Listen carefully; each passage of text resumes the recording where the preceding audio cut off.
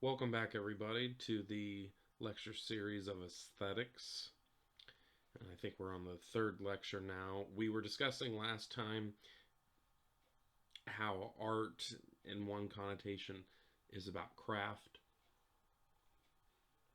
and skill, doing things well. Um, so, if I were to, let's see, well, so art is kind of a misused term. It's not used incorrectly, but there's only one definition of it that is relevant, whereas it used to be more universal and general in the ancient world. So we have to keep that in mind when we're reading and examining writings from aestheticians and other philosophers and even writers and poets. Mortimer Adler did once say that art was, quote, the most misused great idea in the English language. When people misuse this word art, they mean the beaux arts or the fine arts, and not just that perfection of skill that's acquired or even just practical endowment. Okay? And the execution of building or creating an object, and this goes for any given discipline or field. It doesn't just have to be something that hangs on, in a gallery space, or hangs on a gallery wall, or sits in a gallery space. So the Object d'Art or Schon Kunst, these are just your French or German iterations of what a fine art is. These are modern conceptions, and more specifically, what I would term fixations. Since the Industrial Revolution, the invention of the camera, okay, or even a plaster mold, if you're talking about three-dimensional things, and there were other innovations and advancements, and we still have them today. We have 3D printers now, as well as laser jet printers for two-dimensional things. So these advancements and innovations, they give us such they put us in a position where having to develop certain skills by hand, sculpting, modeling for three dimensions, painting, drawing, they've become somewhat irrelevant. They still have a small place. It's good for like a graphic design artist to have a classically liberal arts education for now. Um, but most of it, it can be trained through just basic understanding of art history, as well as just being culturally sensitive and computer skills. That's where it's all at now. Computer programming. So it has made it in a sense more democratic, and this is slightly more of the progressivist John Dewey kind of view on things, as well as the even the Mortimer Adler, kind of neo-Thomist view on things. That democracy in a sense of um, as an attitude, not really a political philosophy, but um, the industrialization has given everybody, the maximum amount of individuals, access to purchasing, a garden gnome or something really nice, or maybe, a print of like a famous painting or something. It's made it cheap, accessible, in factory reproduction. So artisans have had to shift the way in which they make a living, but they are freed up from time restraints. They're able to produce vast more amounts of original work and just get old creations reprinted. Um, and what I think of when I was going back to the invention of the camera, it does have a major historical, uh, cultural significance from then on out on how we view fine art. Think of the photographs of Ansel Adams. Okay, so landscapes, things from um, compositions derived from direct observation as far as form, content. Um, a photograph can do it. So fine artists had to, in a sense, reinvent and discover new ways in which they could make paintings stay relevant. Um, Someone can paint something in a way that a photographer can't without extreme amounts of computer manipulation, but they didn't have that back when it started. So or think of and even three-dimensional, like when I was talking about molds, think of like the little Rodin thinkers, that sit as bookends. We could mass produce like several hundred of those or thousand of those a day, ship them to bookstores or dealers, and they're going to be able to sell these a lot faster and a lot cheaper. It might be cheaper, but they can make more money at it. So sometimes sculptures like that have become smaller. Um, the the phenomenological aspect is went from really great to really magnificently small. Um, and I think you look at a lot of the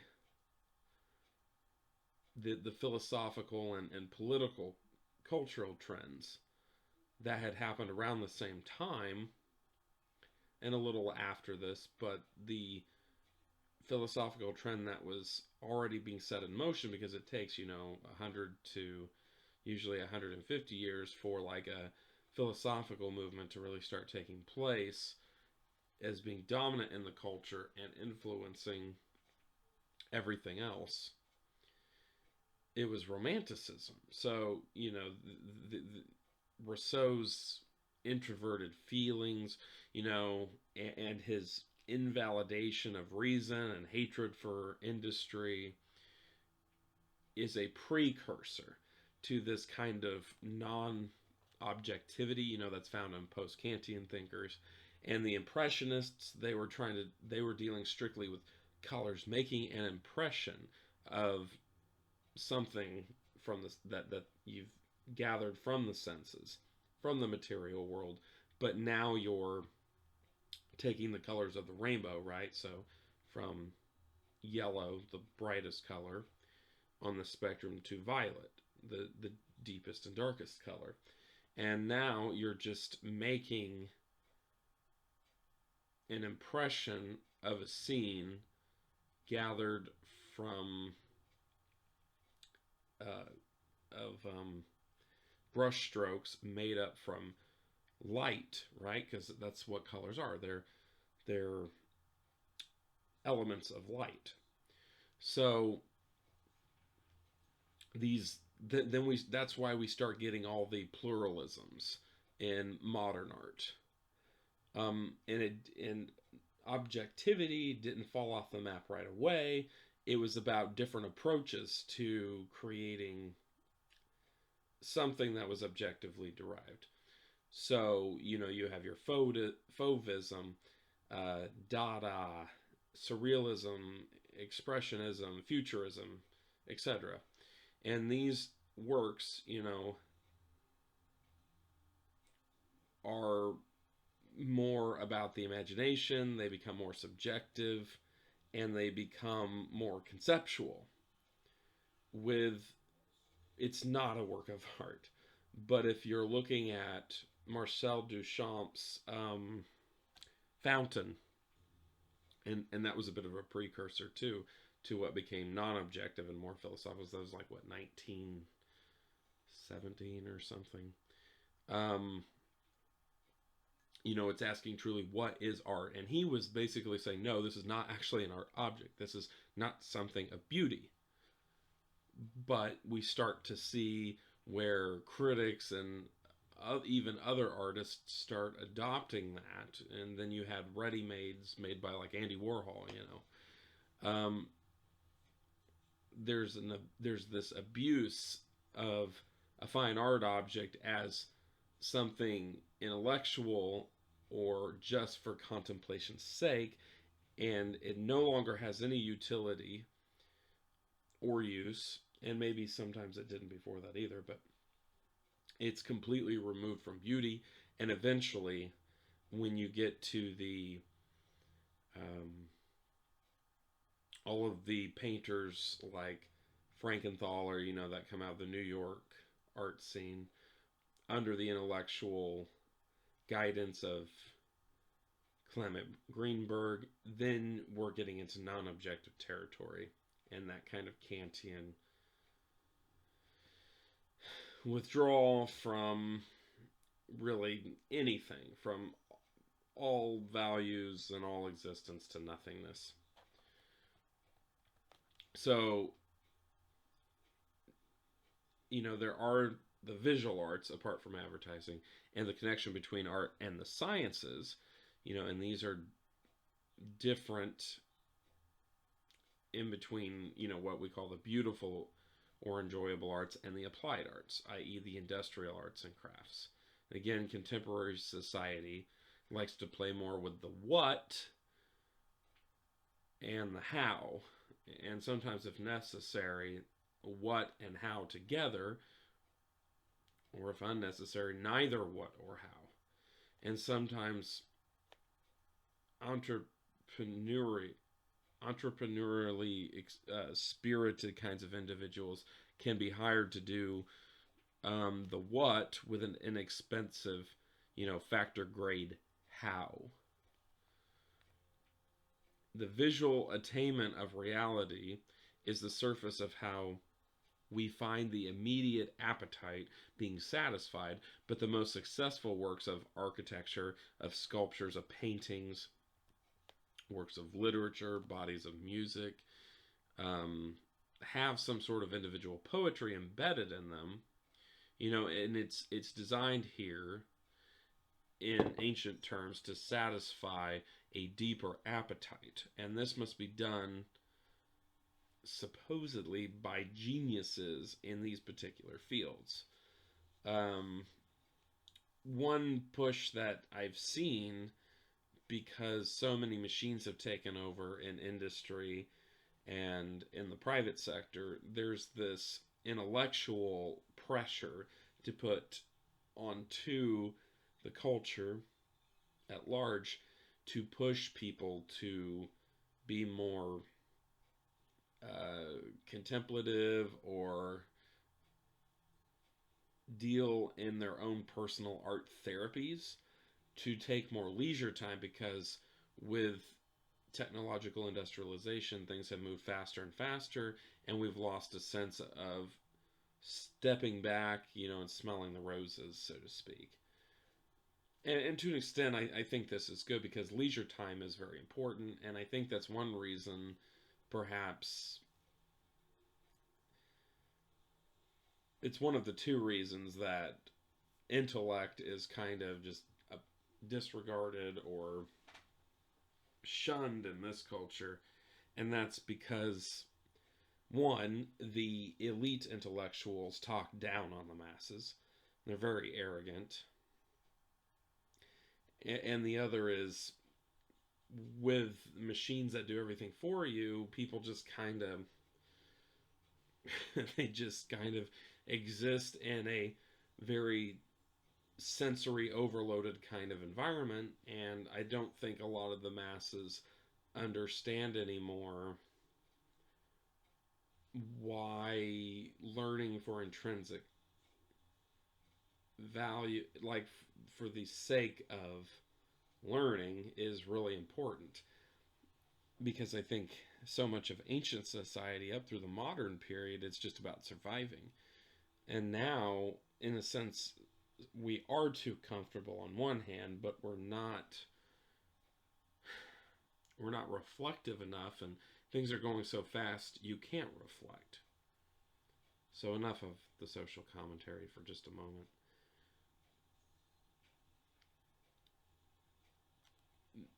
Okay, so many elements of the various arts, they overlap in a conceptual sense. For instance, visual art and music, they both overlap, and um, I'll give a list of some of the things here. So things just related to music: rhythm, timbre, dynamics, posture, breadth, ranges, melody. Those are specifically in a particular art form and an art medium of music. Those are their elements. In visual art, shape, medium, line, color, tints, values, etc. But they do sometimes have commonalities that overlap, and it might be up to you as the viewer or someone who's interested in aesthetics to kind of sit and make your own lists and kind of think about some elements and ideas that are unique to and different from other art forms. But it might kind of help you when we finally get to the philosophical history of aesthetics to kind of see where some of these trends have led and why certain thinkers have kind of used, sometimes it was just the term that was available in their culture, like the Greek or Latin cultures, but sometimes you see why we have these modern connotations that we do. So with music and art, what do they have in common? Well, they can have harmony in common, form, texture, tone, dynamics, among other things. But that's something else I think it's very important to keep in mind, because again, I'm a student as much as any of you. So this is something you need to work on yourself. It's a very complicated philosophical enterprise because it's been abandoned. And I think Stephen Hicks is not incorrect when he says that the elite art world, now I do think everybody can make art. And actually, sometimes people that are not involved in the specific little insular culture of the art community are actually making real art, and things in the art community, they're truly, as Stephen Hicks said, inbred, conservative, and it's abandoned. They're not cutting edge. There is nothing cutting edge. They need we need a cultural renaissance, a reboot to kind of invigorate artistic minds. Um, so just keep some of these things in mind, and um, if we go to Webster's fourth edition of the New World College Dictionary, it defines aesthetics, moving away from art into specifically aesthetics, as, quote, the study or theory of beauty and the psychological responses to it. Specifically, the branch of philosophy dealing with art, its creative sources, its forms, and its effects, unquote. So we define aesthetics for the purposes of this webinar or lecture series. We define aesthetics as the study of beauty. We are interested in its genealogy, in its origin and its evolution, and that is why art history is so important. Really, we know so much about human history through the objects that are left behind or found and dug up from, ancient cultures. because history, it leads to, and you see these trends. History leads to reactions against the attitudes of a previous movement. And then and the mores. And it propels us sometimes in small rebirths, of old movements, or eclectically appropriated and collaged movements. And that's more like what we're in now. I think that's very apparent. You go to, well, I mean, even a retailer like Walmart, but probably more specifically, I'm thinking of anything like a Hobby Lobby or a Kirkland's or Michaels or something for like that home decor kind of stuff. There's all like it's designed with like these printed typefaces that are from different periods and different cultures, and images, and like the way certain resurgences of certain visual images or ideas. There's this obsession with nostalgia, and I have a very cynical but very intellectual friend who I think is correct, um, and why we're so obsessed with nostalgia right now in the culture. And that's because most people think that the best days of this culture are behind them, that we're heading towards a bleak dystopian and future, or in some cases a future of Armageddon. And I'm not going to get into the politics, but there's something of worry. So retailers and contemporary kinds of artisans, mostly graphic designers, interior designers, are trying to pull kind of feel good,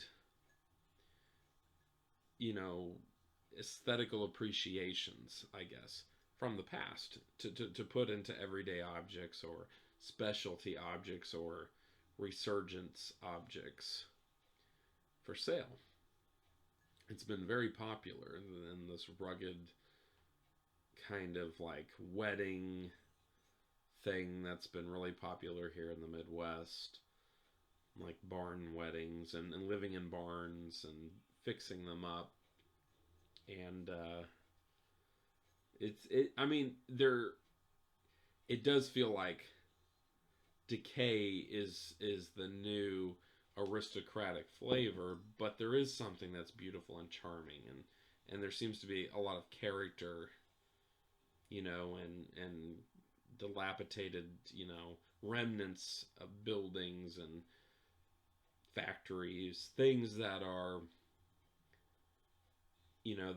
anti-industrial hippies, in the 60s and 70s gave us. Kind of like, nope, we don't want that, and they moved away from it.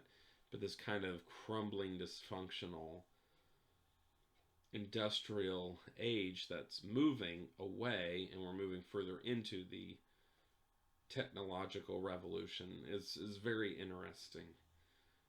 It's scary, but it's interesting.